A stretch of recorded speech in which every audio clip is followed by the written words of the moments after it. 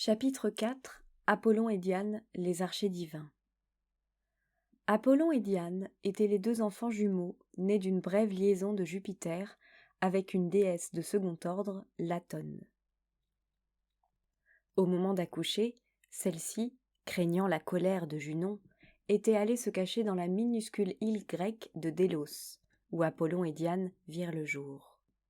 Ils grandirent ensemble, unis par une tendre affection qui ne devait jamais se démentir, et par leur goût commun pour le tir à l'arc, où ils excellaient tous les deux.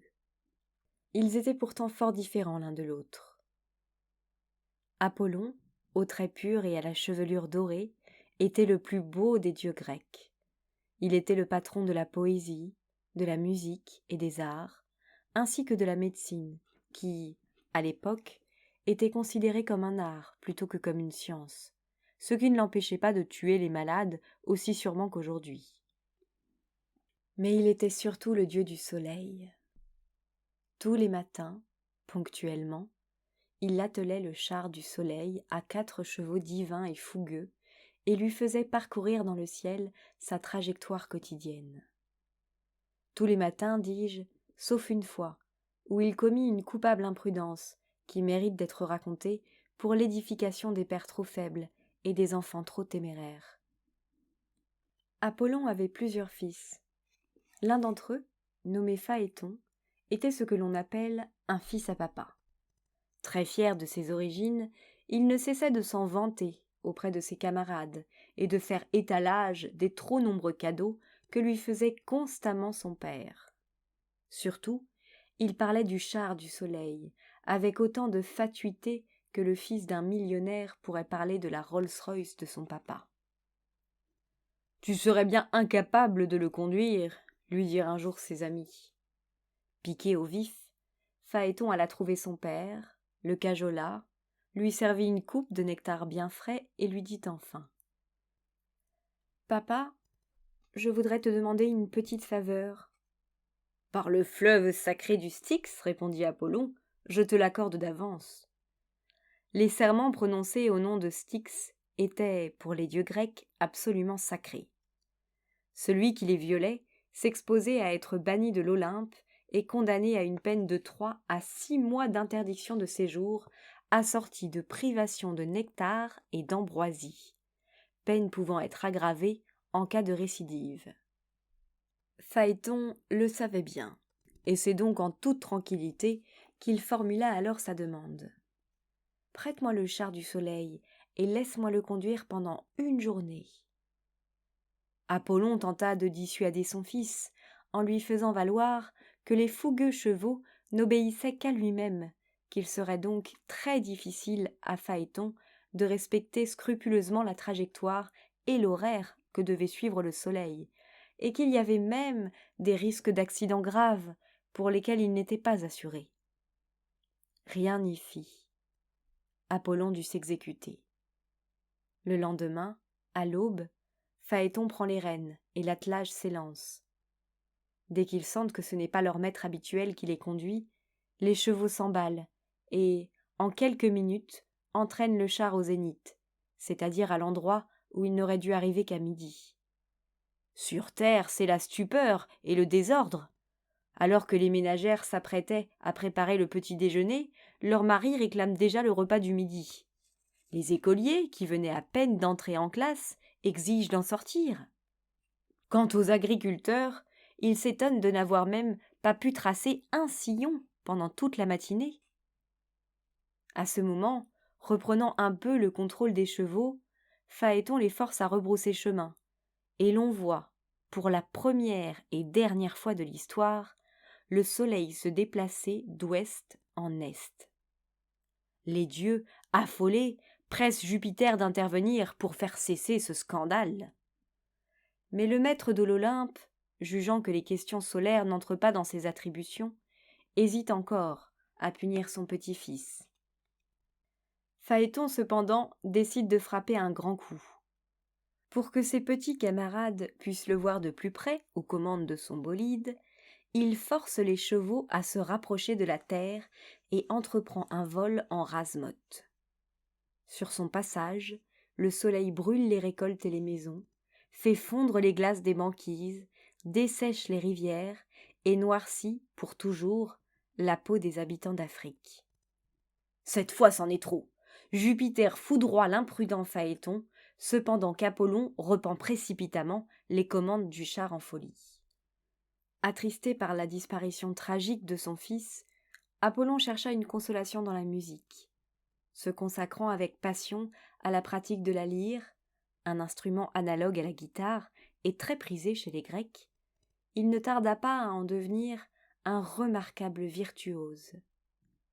La modestie n'étant pas son fort, il se considéra dès lors, non sans raison, comme le meilleur joueur de lyre de tous les pays et de tous les temps. Une occasion s'offre bientôt de faire admirer son talent.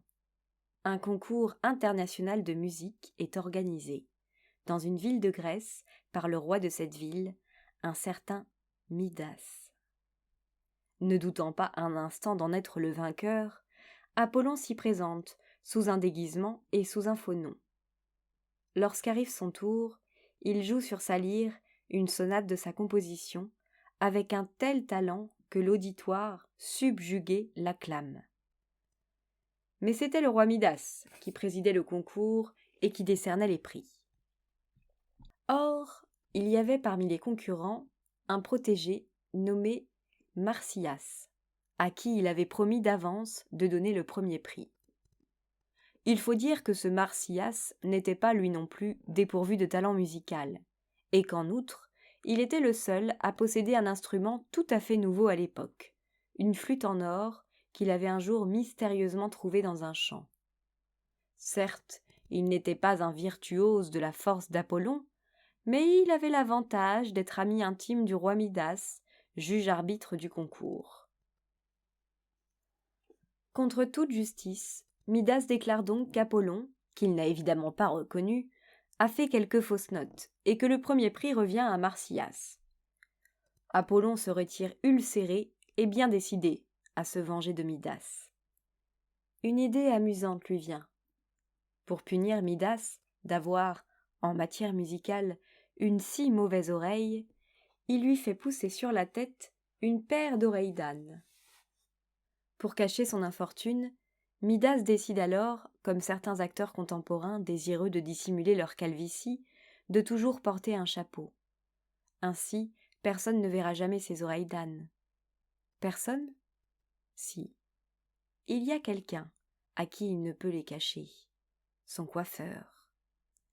Il fait donc jurer à celui-ci, sous la menace des pires châtiments, de ne pas trahir son secret et de n'en parler à personne, absolument personne.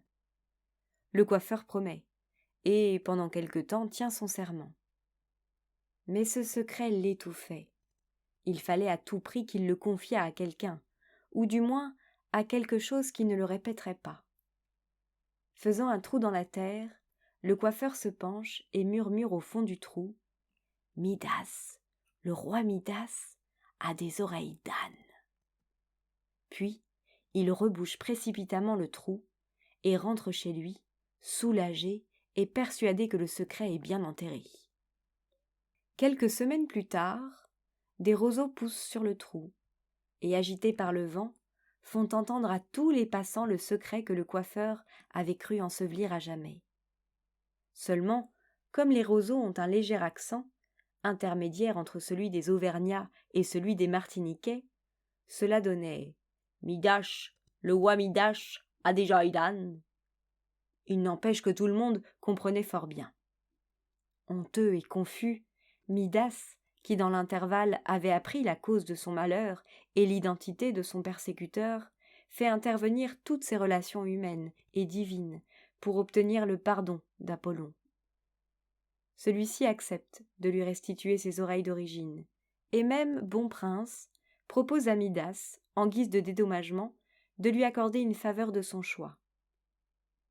Midas, qui ne voyait pas plus loin que le bout de son nez, lequel, malheureusement pour lui, était moins long que ses oreilles, demande à Apollon le pouvoir de changer en or tous les objets qu'il touchera. « C'est d'accord, » lui répond Apollon, riant déjà sous sa cape. Midas n'en croyait pas ses nouvelles oreilles. Pour s'assurer qu'il n'était pas victime d'une supercherie, il tente une première expérience, en prenant entre ses doigts quelques sous de bronze qu'il avait dans sa poche. Ils deviennent aussitôt des pièces d'or fin. Il descend alors dans ses écuries, ramasse quelques crottins de cheval que les palefreniers n'avaient pas encore enlevés, et constate avec ravissement qu'ils se transforment aussi en lingots. La perspective de devenir, quand il le voudrait, l'homme le plus riche du monde met Midas en appétit. Il demande à son cuisinier de lui préparer son plat préféré, des choux à la crème. Mais dans ce temps-là, on mangeait avec les doigts, même chez les rois. Midas n'a pas plutôt saisi un chou pour le porter à sa bouche que la pâte onctueuse, la crème pâtissière et le caramel croustillant se transforment eux aussi en or, métal assurément précieux et inaltérable, mais éminemment incomestible. Voilà donc le pauvre Midas, condamné, par sa propre avidité, à mourir de faim sur un tas d'or. Une fois de plus, il lui fallut implorer le pardon d'Apollon, qui voulut bien le lui accorder, en lui conseillant d'aller se laver dans un fleuve magique, appelé le Pactole. Il paraît que depuis que Midas s'y est baigné, le Pactole charrie toujours dans ses eaux des paillettes d'or. Apollon, comme son père Jupiter, était un grand séducteur. Peu de femmes résistaient à sa légendaire beauté. Mais si la beauté suffit souvent à faire la conquête d'une femme, elle suffit rarement à la conserver. Comme la plupart des jolis garçons, Apollon obtenait des succès nombreux et faciles, mais généralement éphémères. C'est ce qui lui arriva, en particulier avec une jeune fille nommée Coronis. Celle-ci, après avoir cédé rapidement aux avances d'Apollon, n'avait pas tardé à le trouver ennuyeux et à le tromper avec un simple mortel. Comme elle redoutait la jalousie du dieu Soleil, elle s'efforça de lui cacher son infidélité, et y parvint quelque temps. Elle rencontrait son autre amant dans un jardin entouré de hauts murs, à l'abri, pensait-elle, de tous les regards. Malheureusement pour elle, un corbeau, volant au-dessus du jardin secret, l'aperçut un jour en compagnie du jeune homme. Les corbeaux étaient les oiseaux favoris d'Apollon. Leur plumage, à cette époque, était d'une blancheur éclatante. Celui qui avait surpris Coronis s'empressa d'aller la dénoncer à Apollon. Saisi d'une jalousie meurtrière, Apollon châtia Coronis en la perçant mortellement d'une de ses flèches. Au moment d'expirer, Coronis mit au monde un petit garçon et eut encore la force de demander à Apollon d'en prendre soin. Apollon, pris de remords, recueillit l'enfant, qu'il appela Esculape, et décida de faire de lui un guérisseur des souffrances humaines, le premier et le meilleur de tous les médecins.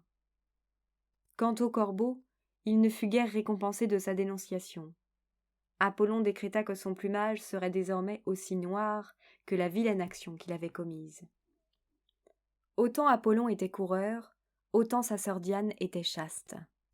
Amoureuse, sans vouloir se l'avouer de son propre frère, elle ne s'intéressait guère aux autres dieux ni aux hommes. En compagnie de quelques nymphes qui partageaient ses goûts, elle consacrait toutes ses journées et toute son énergie à la chasse, qu'elle aimait plus que tout. Alors qu'Apollon était le dieu ardent du soleil, elle était la déesse froide de la lune. C'est elle qui, pendant la nuit, éclairait les fourrés et les champs de ses rayons sans chaleur. À sa froideur et à sa chasteté, Diane ajoutait parfois, comme tous les membres de la famille de Jupiter, une impitoyable dureté. Au cours d'une de ses parties de chasse, elle s'arrêta un jour, avec sa troupe, près d'une fontaine. S'étant dépouillées de leurs tuniques, Diane et ses compagnes s'ébattaient joyeusement dans l'onde fraîche et limpide, lorsqu'apparut soudain un jeune et beau chasseur, nommé Actéon, qui, tout à fait par hasard, passait aussi par là, à la tête de sa meute de chiens. S'il avait su à qui il avait affaire, il aurait feint sans doute de n'avoir presque rien vu, en disant par exemple, comme ce gentleman anglais qui avait surpris la reine Victoria sous la douche, « Excusez-moi, monsieur ». Mais Actéon eut l'imprudence de regarder, avec complaisance et admiration, les nudités charmantes qui s'offraient à ses yeux. Diane, offusquée, aspergea Actéon de quelques gouttes d'eau qui le transformèrent en cerf. Épouvanté, il s'enfuit, poursuivi et bientôt dévoré par ses propres chiens. Ce n'était pas seulement la pudeur, mais parfois aussi l'orgueil outragé qui pouvait conduire Diane à des actes d'une extrême cruauté. Niobé en fit l'amère expérience. Niobé était reine du puissant royaume de Thèbes. Elle était belle, riche, elle avait un mari charmant qui l'adorait, et 14 enfants, moitié garçons, moitié filles, tous plus beaux les uns que les autres. Tous ces bonheurs l'avaient un peu grisée, et elle eut un jour l'imprudence de se comparer, publiquement, à son propre avantage, à la déesse Latone, mère d'Apollon et de Diane. Cette pauvre Latone, à peine enceinte, a été abandonnée par Jupiter, alors que mon mari est à mes pieds. Elle vit dans l'île misérable de Délos, alors que je règne sur la grande ville de Thèbes. Enfin, mes 14 enfants sont tous plus beaux que les 2 siens. Ces propos furent rapportés à Apollon et à Diane, qui décidèrent aussitôt de se venger et de venger l'honneur de leur mère. 7 flèches d'or, tirées par Apollon, mirent fin au jour des fils de Niobé. 7 flèches d'argent, tirées par Diane, firent subir le même sort aux filles. En vain Niobé avait-elle essayé de protéger de son corps la plus jeune de ses filles. Diane ne l'avait pas épargnée. La douleur de Niobé fut si forte qu'elle la priva de toute sensibilité, et que la pauvre femme fut transformée en une statue de pierre. Seuls ses yeux restèrent vivants, répandant sans fin un flot de larmes amères. Malgré la répulsion que lui inspirait la plupart des hommes, Diane tomba pourtant une fois dans sa vie amoureuse de l'un d'eux, un jeune berger, nommé Endymion. Elle l'avait aperçu une nuit, endormi auprès de ses troupeaux. Émue par sa beauté et rassurée par son sommeil, elle prit l'habitude d'aller le contempler toutes les nuits, sans lui parler, sans le toucher, laissant seulement les rayons de la lune caresser chastement son front. Une fois, pourtant, elle finit par céder à son désir, réveilla Endymion et s'unit à lui, avec une passion d'autant plus violente qu'elle avait été plus longtemps refoulée. De cet unique amour et de cette seule étreinte, car Diane ne retourna plus jamais auprès d'Endymion, naquirent d'un coup 50 filles. Chapitre 5. Mercure. Mercure était fils de Jupiter, et par sa mère, petit-fils d'Atlas. Malgré ses ascendances colossales, il était petit et fluet, mais gracieux et bien proportionné.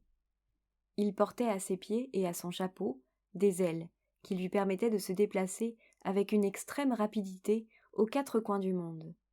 Son esprit était aussi vif que son corps. Éloquent, persuasif et menteur, il était le dieu des commerçants et celui des voleurs, ce qui pour les Grecs de l'Antiquité, comme pour beaucoup de Français d'aujourd'hui, revenait à peu près au même. Enfant gâté de Jupiter, il se livra dans son enfance à de multiples espiègleries que son père lui pardonnait, le plus souvent, avec une indulgence amusée. Il commença, le jour même de sa naissance, par voler à Apollon un troupeau de bœufs, auquel le dieu du soleil tenait particulièrement. Pour ne pas être découvert, Mercure avait eu l'idée de conduire les bœufs en les faisant marcher à reculons. Ainsi, nul ne songea à suivre des traces qui paraissaient mener à l'étable. Quelques jours plus tard, Mercure rendait les bœufs à Apollon et, pour se faire pardonner, lui faisait cadeau d'un instrument de musique qu'il avait lui-même construit à partir d'une carapace de tortue et qui fut la première lyre. Après le troupeau d'Apollon, Mercure s'amusa à dérober successivement le trident de Neptune, le char de Junon, l'arc de Diane et même le casque de Pluton, grâce auquel il se rendit longtemps invisible. Jupiter s'amusait de ses bons tours, jusqu'au moment où il en fut lui-même la victime. Le jour où il constata la disparition de sa foudre, il se fâcha. « Puisque tu as tant besoin de te dépenser, dit-il à Mercure, je vais te fournir de l'occupation. Tu seras désormais mon messager attitré auprès des dieux et auprès des hommes. » C'est dans l'exercice de ses fonctions officielles qu'à partir de ce jour, Mercure allait déployer son ingéniosité et ses talents oratoires.